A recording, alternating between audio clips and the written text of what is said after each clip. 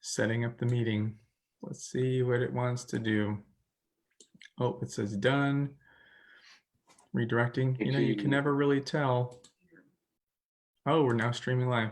Hey, everybody. Hey, welcome back. Welcome, everybody, to Eric MD.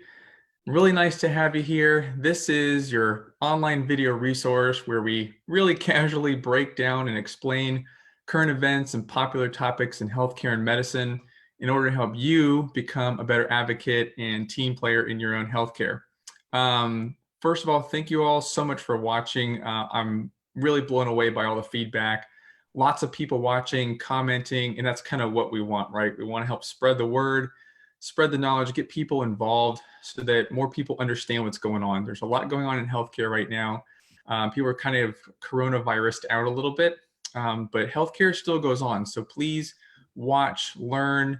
We're not using big doctor words here, right? This is really casual. I'm really, really excited about tonight. This is kind of a hallmark here. This is a landmark for Eric MD. We have our first guest, okay? So before we bring him in, he's kind of blacked out over there on your screen. Just a real recap. Last time we talked about CBD oil. We have a 3-part series. So last week was kind of what is it? How does it work, right? We broke down how it works, just so you can kind of get a basic understanding of how it works to further today's talk.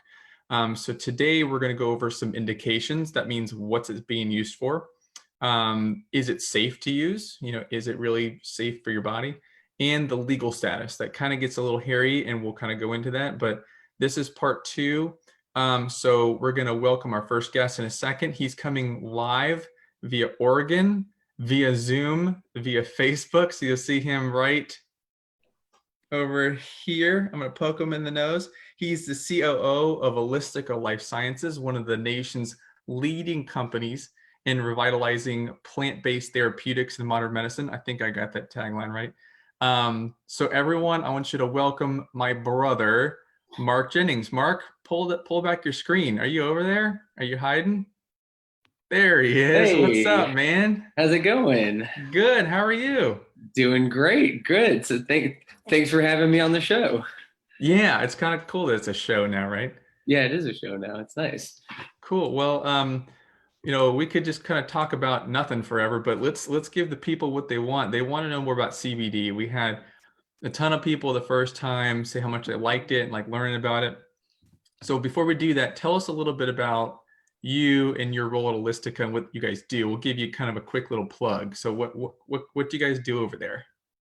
Well, you definitely nailed the little mission statement there, but that's exactly right. We're revitalizing the use of plant-based medicines into modern medicine. So if you can imagine, hemp is a big category, hemp and cannabis and all the different cannabinoids in there and how they affect the body and help with different indications.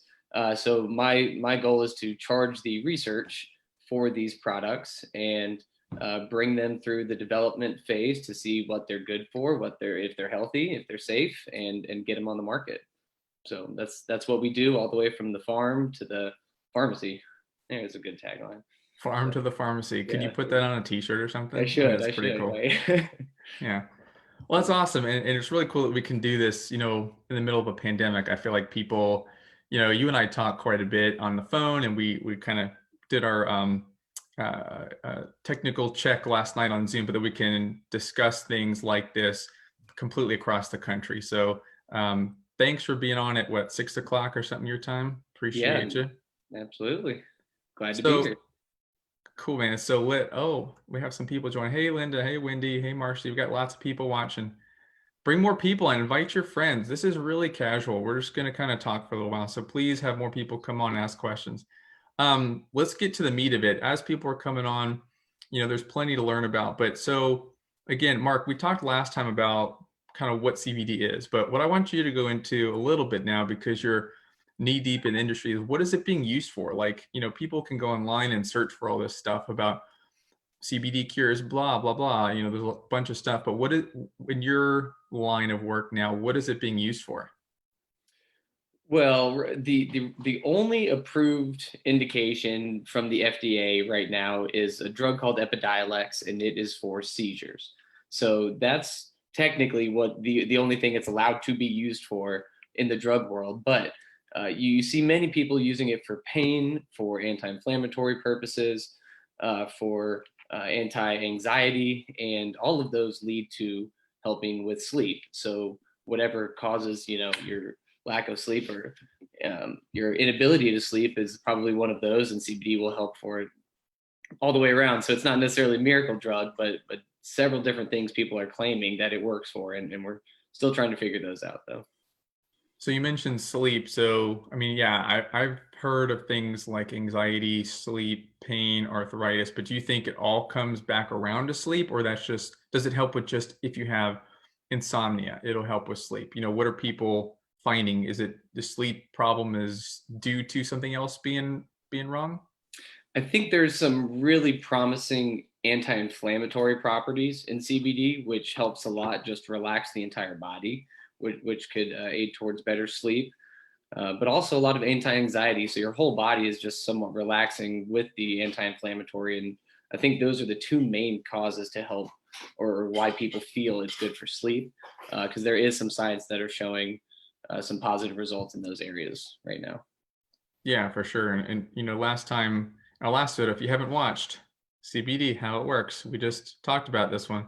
There's the different receptors in your body that CBD may activate that doesn't give you the same high as THC, but may help with things like Mark was talking about inflammation. But we're kind of still doing more research. I mean, science is doing more research into how that works. What about, can you talk to a little bit about the low THC oils? Because I was looking up some things and people were using cannabis-based products for cancer, ALS, Crohn's, and that's different than CBD, right? Not necessarily. Well, if they're prescribed, which there is a synthetic THC that you can be prescribed in a hospital and use, but also um, there's hemp has less than 0.3% THC, but once it is extracted and concentrated, that too can even rise up to a point where it's going to have some psychoactive effects. So these whole plant oils that are sold as CBD have quite a few other active components within it that may help in some other areas, and you might get some of those THC effects as well. So once concentrated, it can definitely be a little bit different than CBD by itself. Okay, so yeah, that brings a little bit into the legality of it because, like you said, and we talked about before, by definition, hemp is 0.3% or less, right? And then Mhm. marijuana, the derivative of cannabis, could be quite a bit higher. So you're saying technically, if it's hemp based and it's concentrated, it could still be above 0.3%, right? And the finished product is not going to be. It is in its form along the way. Hopefully, it's not Okay. and on the shelves. But you take enough of that 0.3%. If you drink the whole bottle, which you have to do in safety studies to make sure it's safe in case that happens. Uh-huh. You'll feel some effects there. So that was like a awesome game show segue. So you mentioned safety. So when we're doing drug studies, right? You and your company have done some drug studies yourselves, but as an MD, I want to know, does it work? Is it safe? Right. And then we take into account cost, but safety is huge, right? It doesn't matter if it cures something, if it's going to kill you, maybe not ideal. So can you talk a little about the safety profile? Like what is the FDA looking into and what do you know about how safe this stuff is? A lot of their concern is, if you're going to be impaired from it, if the psychoactive effects are really going to impair you while you're driving, working, so on and so forth. Fatigue is a big one. It just makes you a little bit more tired throughout your workday. It's possible. Liver toxins is one of the FDA's big concern that is a huge piece of the safety study that we're currently doing right now. I don't have wonderful results to share with you right this second, but hopefully those come soon. Yeah.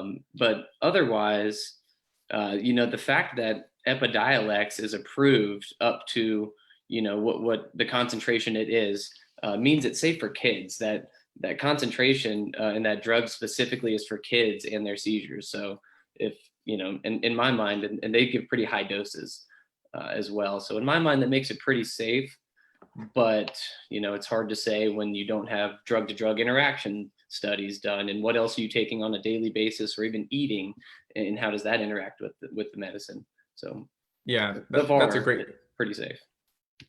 that's a great point. If I can kind of piggyback onto that again, as an MD, when we're prescribing drugs, obviously we want to know, like Mark was talking about, what are the studies shown as a maximum amount you can take?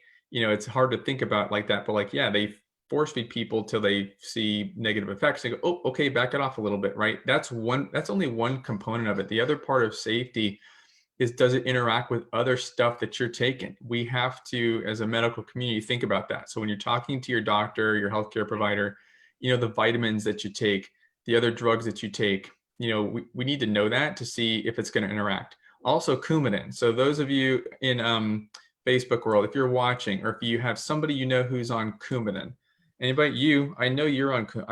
I know your grandpa's on Coumadin. I know you over there, or warfarin, blood thinners, right? Not you. Not you.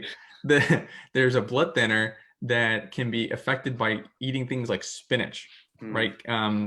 Certain things that you may be eating. So we don't know really the CBD effects of things like that.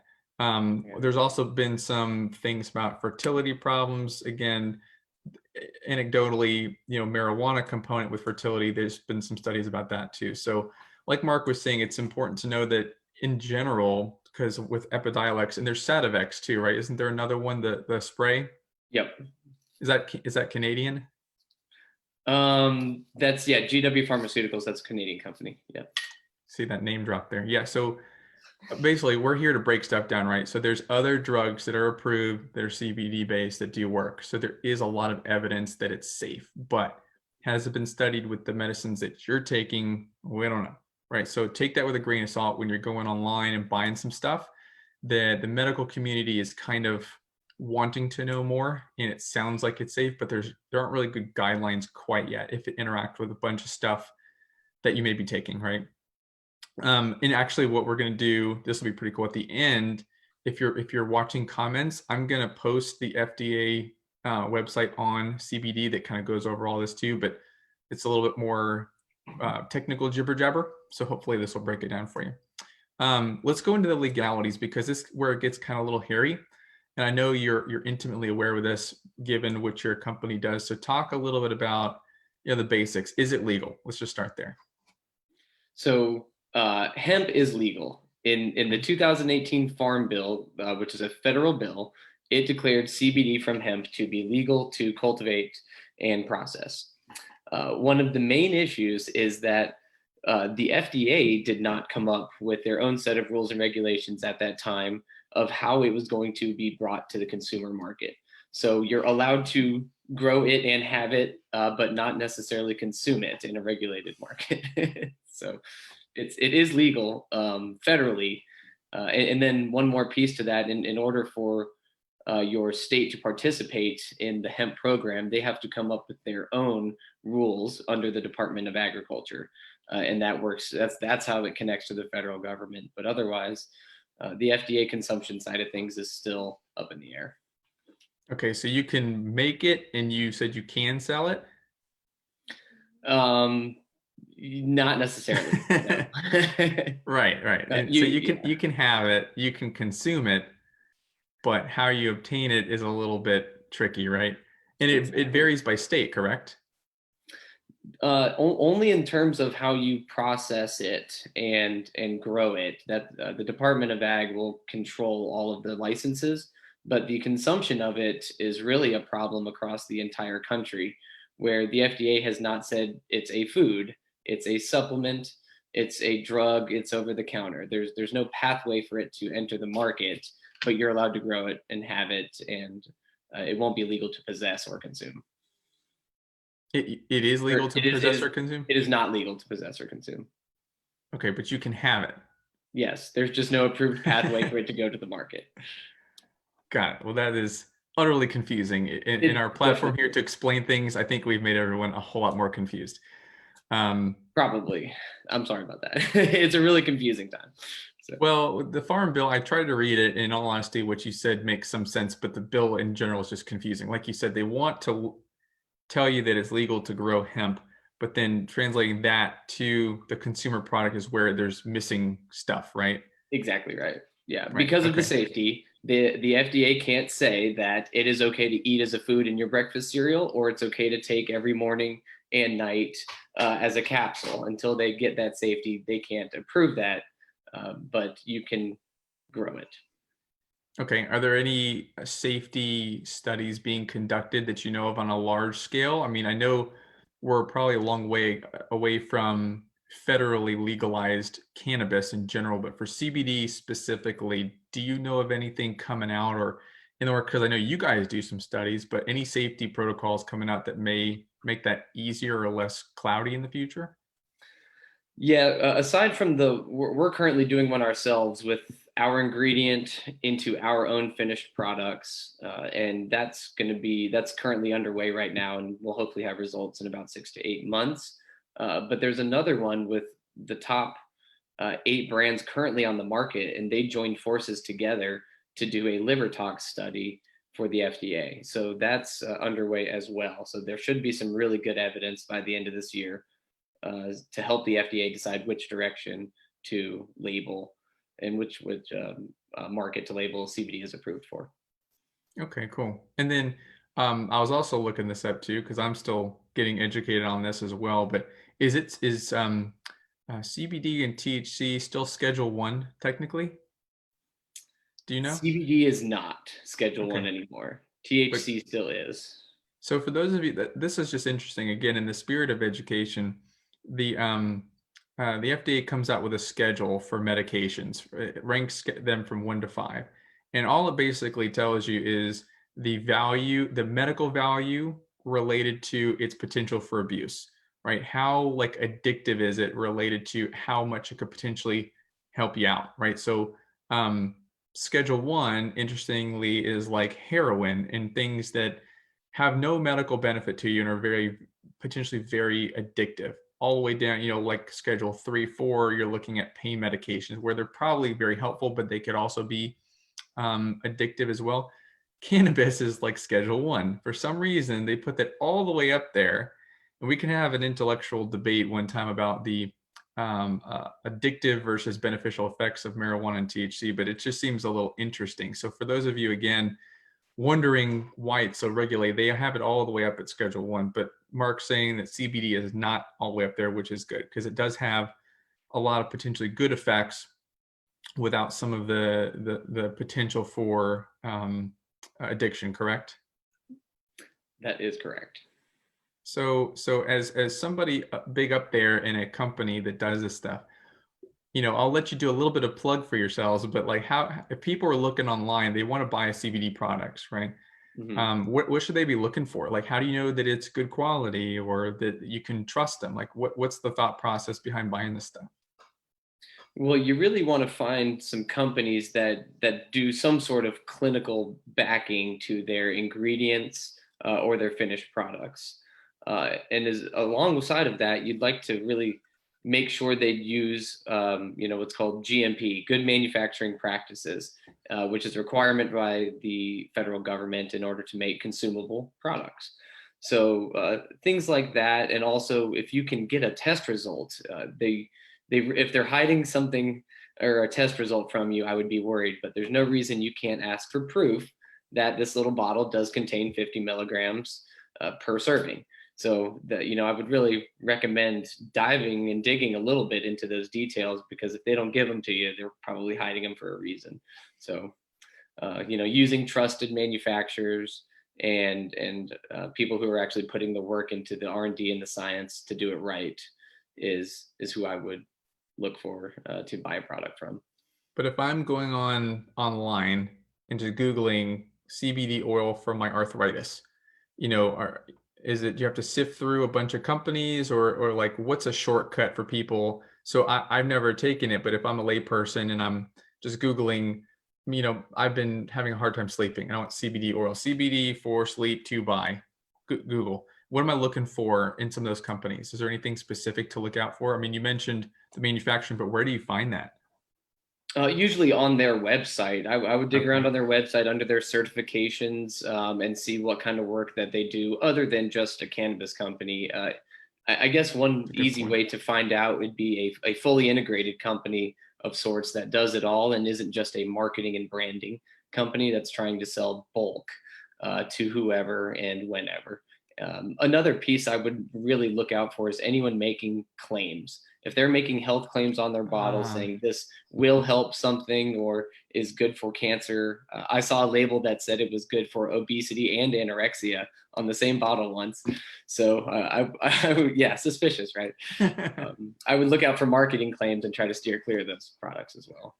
okay. Well, yeah. I mean, I'm biased, and this is supposed to be a program where we're educating, but Mark's company really does put in the effort to do the research. Regardless if I can remain unbiased, regardless of what he's selling and the quality of the product, their company does their due diligence in terms of the research. They don't just sell stuff. They really are interested in furthering the knowledge of this stuff, finding out, is it safe, to use, does it interact with other things, and they've put a lot of money into learning more about it and not just selling it to you for a quick buck. So there's your plug, and I truly believe that. Well, thank you.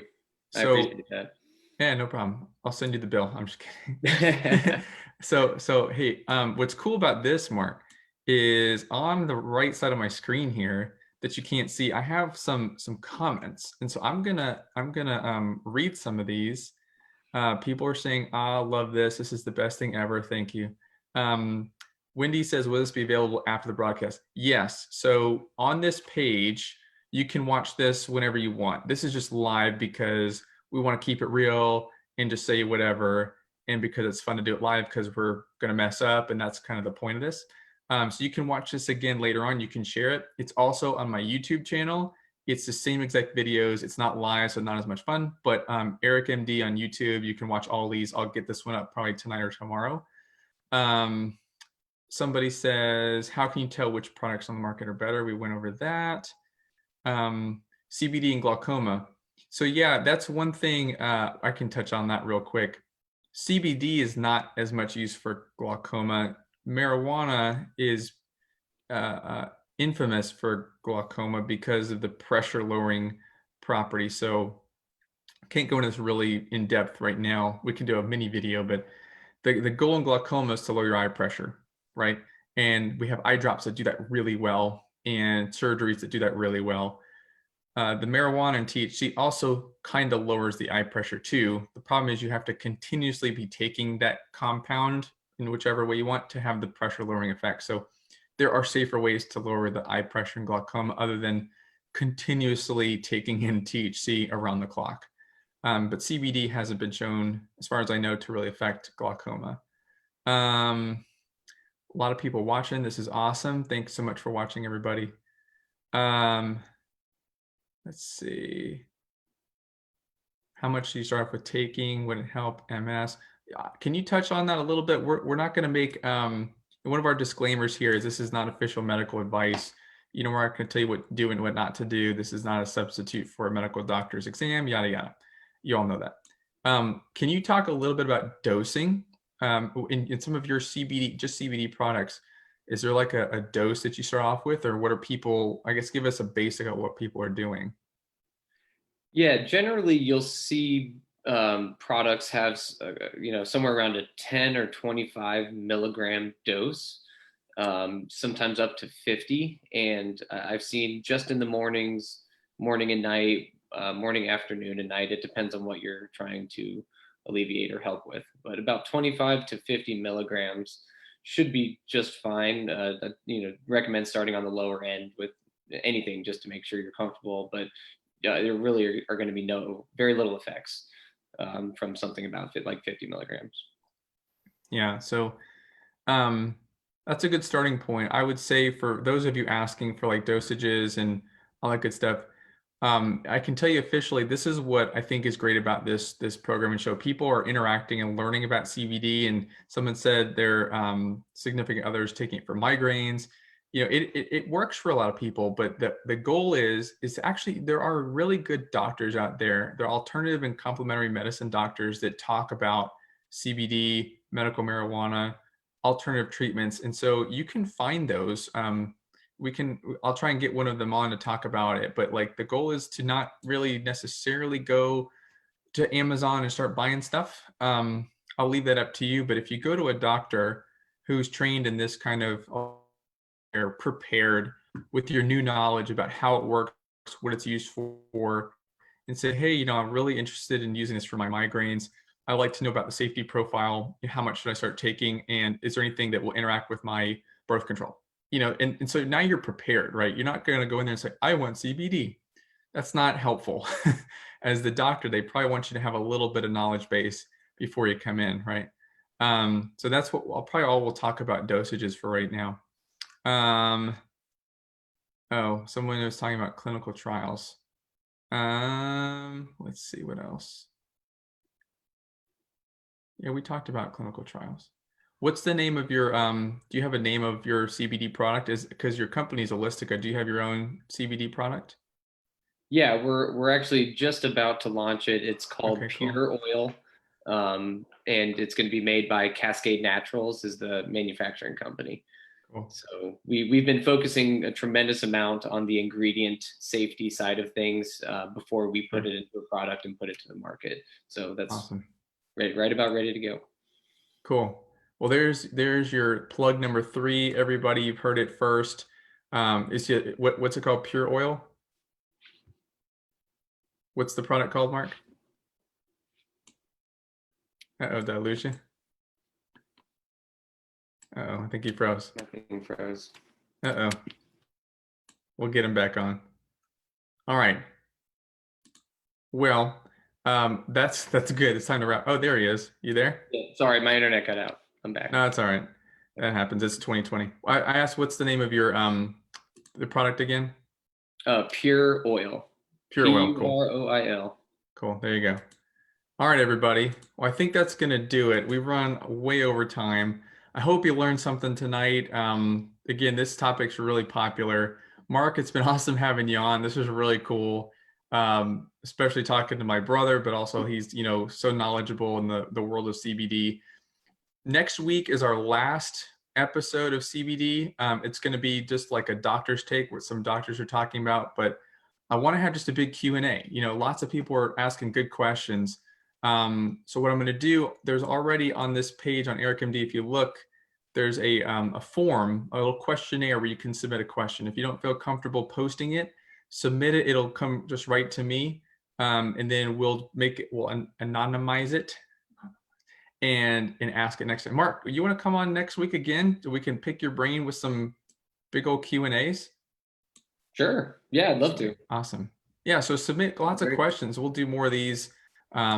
Whatever questions you have about CBD oil and all that good stuff, we'll answer them to the best of our capacity without making an official recommendation. We want you to be informed and understand all this stuff because there's so much out there if you Google it. Okay, so also in the survey, you can submit other ideas. We've had a few come in for after our CBD series over. The next things we can talk about. If you have a suggestion, please post. Also, if you're a healthcare provider, doctor, nurse, whatever, and you want to do this too, if you want to be over there and do a little thing with me and talk about a topic that you want your patients to know about, just hit me up. We'll talk about stuff. I'll do it solo if you want, or you can be like a little guest too. I think that's it. I've taken up a lot of everyone's evening. Thank you so much for watching. If you haven't already, like the page and share it so we can have more people watch and learn about healthcare so we can all be better involved in our own health. Anything else for tonight, Mark? No, that does it. Thank you for having me. And cool. I'll be here next week. That'll be fun. Thanks, everybody. Have a good night. Awesome. Thank you. Bye.